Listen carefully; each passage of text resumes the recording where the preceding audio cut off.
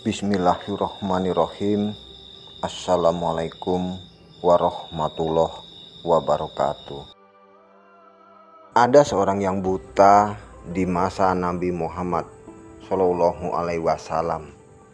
Namanya adalah Ummi Maktum. Ketika itu para sahabat Nabi sangat menghargai sholat berjamaah di masjid. Setiap azan berkumandang, mereka berlomba-lomba untuk datang ke masjid. Salah satu dari mereka adalah Ummi Maktum. Pernah suatu saat Ummi Maktum ini terperosok di satu lubang.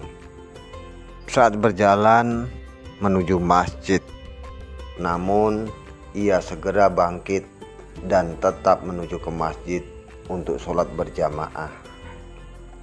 Suatu ketika ia berangkat kembali ke masjid karena dia tidak bisa melihat saat mendekati lubang di mana ia terjatuh sebelumnya.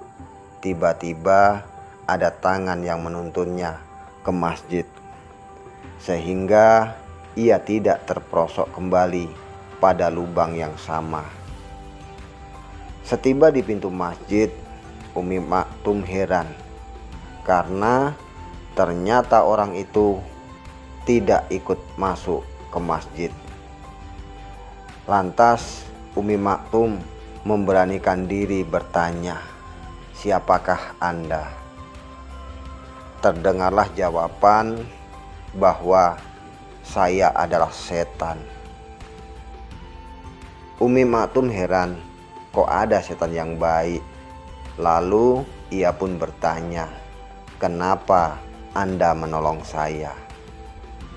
Dengan cepat setan menjawab, "Kemarin kau terjatuh di lubang itu, engkau tetap sabar, sehingga dosamu diampuni oleh Allah dan derajatmu diangkat. Hari ini aku tak mau jika engkau menerima kebaikan itu lagi."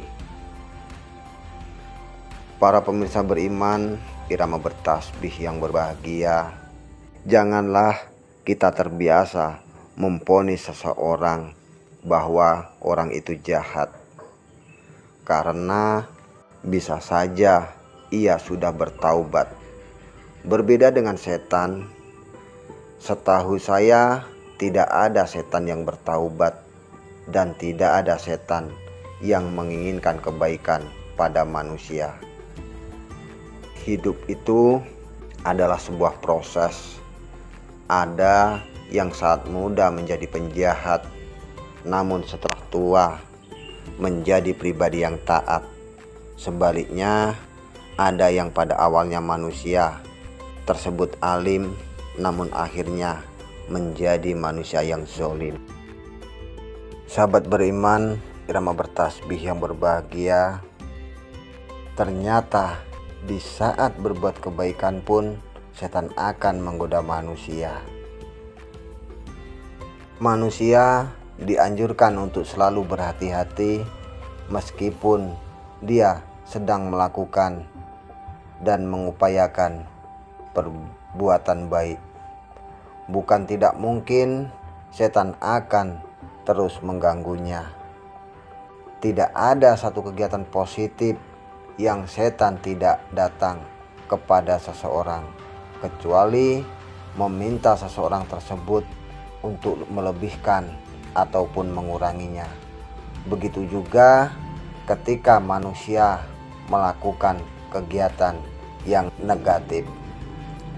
Contohnya saja ketika seseorang hendak memberikan uang Rp20.000 kepada seorang pengemis. Lalu setan datang dan membisiki kepada seseorang tersebut untuk mengurangi atau bahkan menambahkan yang jatuhnya bisa menjadi riba nilainya. Bisa saja setan berkata, "Wahai manusia, uang 50.000 itu terlalu sedikit. tambah aja dan bisa jadi juga menguranginya. Uang Rp20.000 itu terlalu banyak. Begitulah macam-macam caranya setan untuk membujuk manusia dengan trik-triknya. Oleh sebab itu, ketika kita melakukan perbuatan yang baik, harus diimbangi dengan kehati-hatian dan senantiasa selalu ingat kepada Allah Subhanahu wa Ta'ala. Karena setan itu juga menyukai dengan sifat ria, sifat mengharapkan pamrih, sifat mencari muka, sifat ingin dilihat hebat oleh orang lain, dan lain-lain.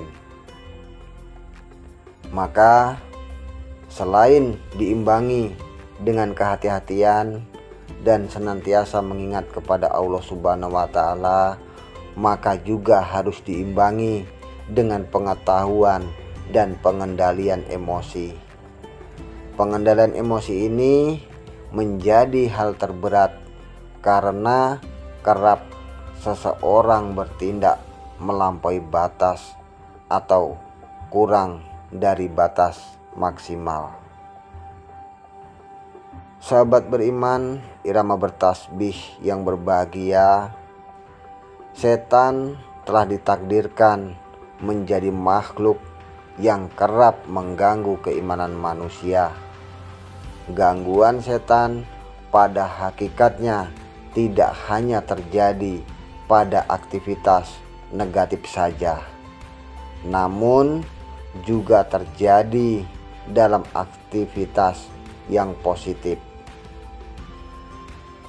Gangguan setan selalu datang dan terjadi di mana-mana dan dalam aktivitas apapun.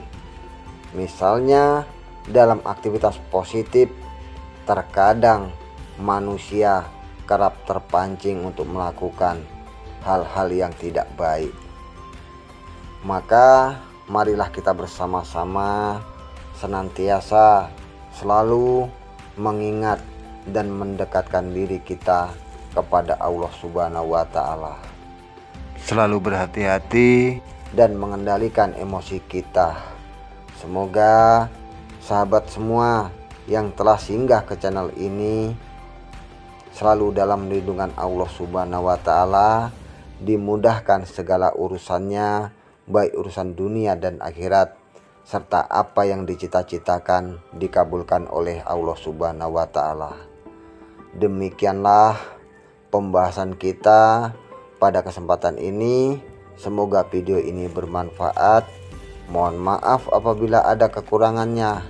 Akhir kata, wabillahi taufik wal hidayah. Wassalamualaikum warahmatullahi wabarakatuh.